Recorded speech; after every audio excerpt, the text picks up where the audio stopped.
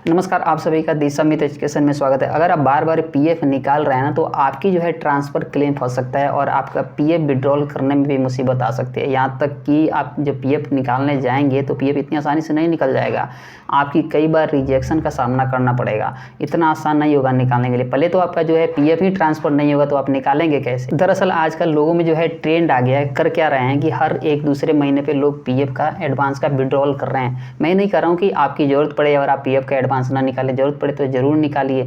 PF निकालने का मकसद है कि आप कोई बीमार है तो उस समय, या शादी विवाह में आप निकाल रहे हैं, या कोई बड़े काम करने जा रहे हैं तो अपना जो फंड डिपॉजिट है उसको निकाल रहे हैं।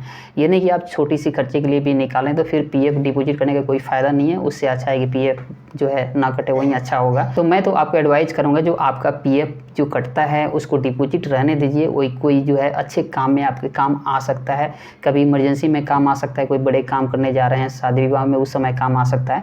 अब रोज़ाना के खर्चे के लिए पीएफ निकालेंगे तो बेहतर नहीं होगा, वो तो न कटने के बराबर ही अच्छा रहे।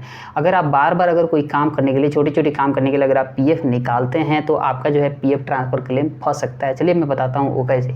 दरअसल आप जब एक कंपनी में काम करते हैं तो फर्स्ट टाइम जो है आपका यूएन नंबर जनरेट हो जाता है और एक साथ ही पीएफ नंबर भी जनरेट होता है।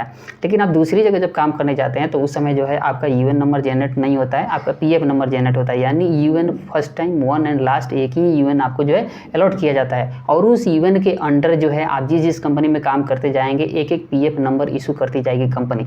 यानी उस यूएन से जो है आपकी जो नया पीएफ नंबर जो कंपनी इशू करेगी उसमें लिंक होते जाएगा और उसी पीएफ नंबर में आपका जो है पैसा जो है डिपॉजिट होता है। मान लीजिए आप कंपनी ए में काम कर रहे हैं और आपका एक यूएन नंबर वहाँ पे इशू हो जाता है, तो कंपनी जो है ये जो है एक पीएफ नंबर भी इशू करेगी और उसमें पीएफ में जो है पैसा डिपॉजिट करेगी, ना कि आपके यूएन में डिपॉजिट करेगी। वैसे ही अगर आप एक कंपनी छोड़ करके बी कंपनी ज्वाइन कर लेते हैं तो वहाँ पे आपका यूएन नंबर अलॉट नहीं किया जाएगा।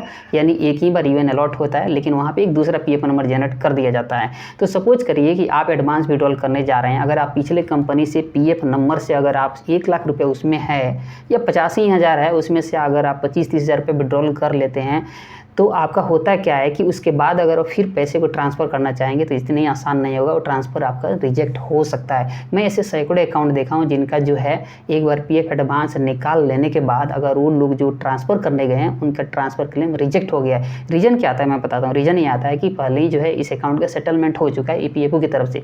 अब ये नहीं मैं कह रहा हूँ कि आपका जो है एडवांस निकालिए तो ट्रांसफ़र नहीं होगा, आपको मैनुअल फॉर्म भरना पड़ सकता है, कई बार ईपीएफओ का चक्कर लगाना पड़ सकता है, ये सारी चीज़ों का आपका सामना करना पड़ सकता है। यानी आसान नहीं होगा कहने का मतलब। अगर आप एडवांस ही विड्रॉल करने जाते हैं तो आपको करना क्या चाहिए, पहले जो है पुराने पीएफ का पैसा नए पीएफ अकाउंट में ट्रांसफ़र कर लेनी चाहिए। नए का पीएफ का मतलब है आप जहां लास्ट काम कर रहे हैं, करंट एम्प्लॉयमेंट है, करंट कंपनी है जहां काम कर रहे हैं, वहां पे सारी पिछले कंपनी का पैसा ट्रांसफ़र कर लेनी चाहिए। उसके बाद ही जो है आपका पीएफ का एडवांस विड्रॉल करनी चाहिए। नहीं तो आप थोड़ी थोड़ी सभी अकाउंट से आप निकालते रहेंगे तो आपका जो है ट्रांसफ़र क्लेम बाद में रिजेक्ट हो जाएगा और जिस समय आपको फुल एंड फाइनल पूरा पीएफ निकालना हो उस समय इतनी बड़ी मुसीबत खड़ी हो जाएगी कि अगर आप 4-5 कंपनी में काम कर चुके हैं तो सोच लीजिए एक कंपनी का अगर रिजेक्ट होता है तो कितना टाइम लगता है। उसी तरह 4-5 कंपनी का अगर 3 भी रिजेक्ट हो जाता है तो आपको काफ़ी लंबा समय इंतजार करना पड़ सकता है अपने ही पीएफ के पैसे के लिए।